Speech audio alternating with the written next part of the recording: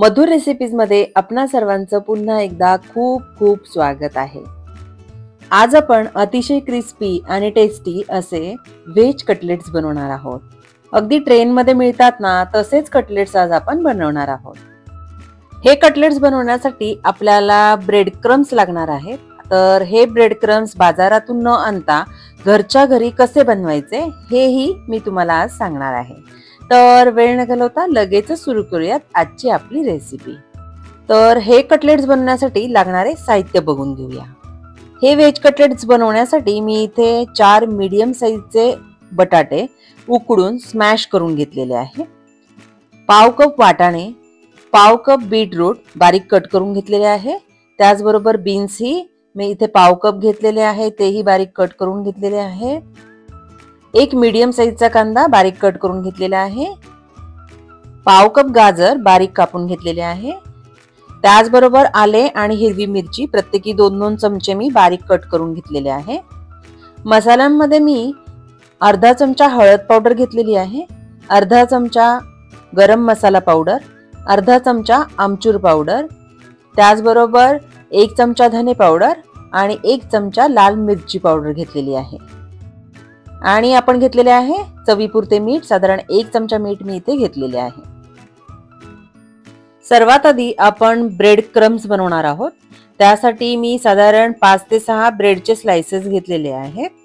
ब्रेडच्या स्लाइसचे आपल्याला तुकडे करून घ्यायचे आहेत आणि ते आपल्याला मिक्सर मध्ये जाडसर वाटून घ्यायचे आहे। आणि हे पहा, अशा प्रकारे मी ब्रेडचा जाडसर चुरा मिक्सर मध्ये करून घेतलेला आहे। आपल्याला ब्रेड जास्त बारीक नाही करायचा आहे। आणि आता मी एक पॅन गरम करायला ठेवले आहे। थोडेसे जाडसर असेल तर चांगले आहे, जास्त पातळ भांडे नाही यूज करायचे। यामध्ये मी ब्रेडचा चुरा घालून घेते आहे आणि अगदी बारीक गॅसवर आपल्याला हा चुरा अगदी कुरकुरीत होईपर्यंत भाजून घ्यायचा आहे। आणि इथे आपला ब्रेडचा चुरा छान कुरकुरीत झालेला आहे आणि आपले ब्रेड क्रम्स इथे तयार झालेले आहेत। आपण ते थंड करायला ठेवूया। आता कटलेट्स बनवण्यासाठी आपल्याला सर्व भाज्या परतून घ्यायच्या आहेत। त्यासाठी मी साधारण 2 चमचे ऑइल पॅन मध्ये गरम करायला ठेवलेले आहे। ऑइल गरम झालेले आहे आणि आता आपण 2 चमचे बारीक कट केलेले आले आणि 2 चमचे बारीक कट केलेली हिरवी मिरचीही घालून घेतलेली आहे। हिरवी मिरची आणि आले तेलामध्ये आपल्याला व्यवस्थित परतून घ्यायचे आहे। आले आणि हिरवी मिरची परतून झाले की आपल्याला कांदा घालून घ्यायचा आहे। कांदाही आपल्याला व्यवस्थित परतून घ्यायचा आहे। कांदा परतून झाला की आपण त्यात बीन्स आणि गाजर घालून घेणार आहोत। बीन्स आणि गाजर परतून झाले की आपण त्यात बीटरूट घालून घेणार आहोत। बीट घातल्यामुळे कटलेटला खूप छान कलर येतो। मुले बीट खायचा कंटाळा करतात, पण अशा पद्धतीने आपण त्यांना खाऊ घातले तर ते आवडीने खातात। आणि या कटलेट्स मध्ये बीट घातले आहे हे मुलांना अजिबात कळणार नाही। आता बीटही व्यवस्थित परतून झालेले आहे। आता मी यात मॅप्कोचे वाटाणे घालून घेतलेले आहेत। जर तुम्ही फ्रेश वाटाणा यूज करणार असाल तर तुम्ही गाजर आणि बीन्स बरोबरच तो घाला, म्हणजे तो व्यवस्थित सॉफ्ट होईल। आणि आता मीठही मी इथे घालून घेतलेले आहे। या सर्व भाज्या आपल्याला जास्त शिजवायच्या नाहीयेत, फक्त त्या आपल्याला सॉफ्ट करून घ्यायच्या आहेत। आपल्या सर्व भाज्या इथे आता व्यवस्थित परतून झालेल्या आहेत, छान सॉफ्ट झालेल्या आहेत। आता आपण सर्व मसाले घालून घेणार आहोत। भाज्यांमध्ये मसाले व्यवस्थित आपल्याला मिक्स करून घ्यायचे आहे। आणि आता कटलेट्सला बाइंडिंग येण्यासाठी आपण यात स्मॅश केलेला पोटॅटो घालून घेणार आहोत।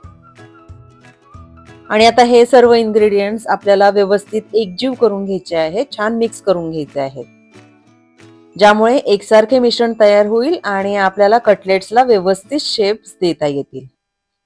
आणि आपले कटलेट्सचे मिश्रण छान एकजीव झालेले आहे। आता आपण ते थोडे थंड करून घेणार आहोत। आणि आता आपण हे कटलेट्सचे मिश्रण पूर्णपणे थंड करून घेतलेले आहे। आता आपल्याला याचे कटलेट्स बनवायचे आहेत। त्यासाठी आपण यात ब्रेड क्रम्स घालून घेतलेले आहेत आणि पुन्हा हे मिश्रण छान एकजीव करायचे आहे। साधारण 4 चमचे ब्रेड क्रम्स मी इथे यूज केलेले आहे आणि मिश्रण छान एकजीव झालेले आहे। आता आपण याचे कटलेट्स बनवू शकतो। थोडीशी कोथिंबीर मी इथे कापलेली घालून घेते आहे। आणि आता आपल्याला याचे कटलेट्स बनवून घ्यायचे आहे। तुम्ही तुमच्या आवडीप्रमाणे वेगवेगळ्या शेप्स मध्ये कटलेट्स तयार करू शकता। मी तुम्हाला 1-2-3 शेप्स दाखवणार आहे। थोडेसे मिश्रण हातात घेऊन त्याचा व्यवस्थित गोळा तयार करायचा आहे. त्यानंतर हे पहा, मी तुम्हाला आता सुरुवातीला असा पानाचा आकार दाखवत आहे. आणि हे पहा, मी या कटलेटला अशा प्रकारे पानाचा किंवा ड्रॉपलेटचा शेप दिलेला आहे. आपले मिश्रण इथे एकदम परफेक्ट तयार झालेले आहे. बाइंडिंग एकदम व्यवस्थित झालेलं आहे. आणि हे पहा, मी इथे डायमंड शेपचे कटलेट तयार केलेले आहे. अशाच प्रकारे सर्व कटलेट्स आपल्याला तयार करून घ्यायचे आहेत. तुम्ही बघू शकताय, मी इथे काही ड्रॉपलेट शेपचे, डायमंड शेपचे आणि सर्कल शेपही मी एक करून दाखवलेला आहे. तुम्ही तुमच्या आवडीप्रमाणे शेप्स तयार करू शकता, ज्यामुळे मुलांना हे कटलेट्स खायला जास्त इंटरेस्टिंग वाटेल. आता या कटलेट्सला आपल्याला ब्रेड क्रम्स लावून घ्यायचा आहे. ब्रेड क्रम्स डायरेक्ट कटलेट्सला चिकटणार नाहीये, त्यामुळे आपल्याला मैद्याची एक पातळसर पेस्ट तयार करून घ्यायची आहे. त्यासाठी मी थोडासा मैदा घेतलेला आहे आणि थोडे थोडे पाणी घालून आपल्याला त्याचे लम्प्स फ्री असे पातळसर बॅटर तयार करून घ्यायचे आहे. साधारण पाव चमचा मीठ मी या मैद्याच्या स्लरीमध्ये घातलेले आहे आणि आता परफेक्ट असा मैद्याचा घोल आपला तयार झालेला आहे.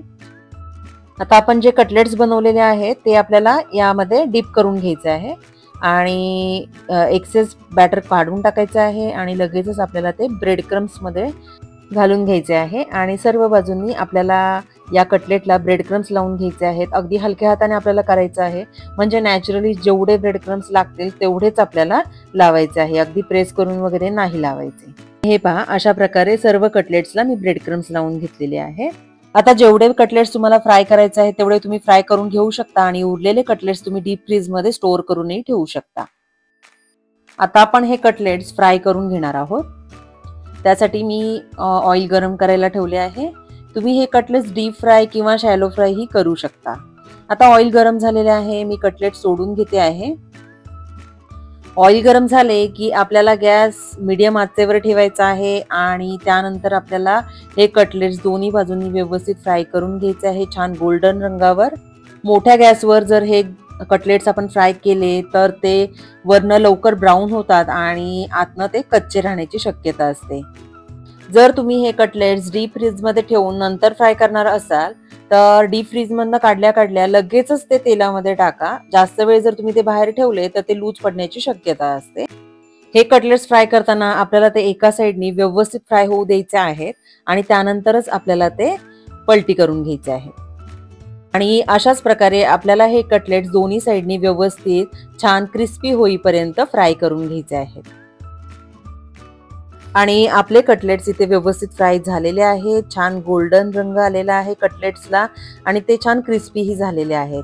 तर आपण ते आता काढून घेणार आहोत. आणि अगदी परफेक्ट असे रेल्वे स्टाईल व्हेज कटलेट्स आपले इथे तयार झालेले आहे. आणि मी तुम्हाला एक कटलेट चेक करून दाखवते. हे पहा, अगदी क्रिस्पी कटलेट्स इथे आपले तयार झालेले आहे. कलरही खूप सुंदर आलेला आहे आपल्या कटलेट्सला.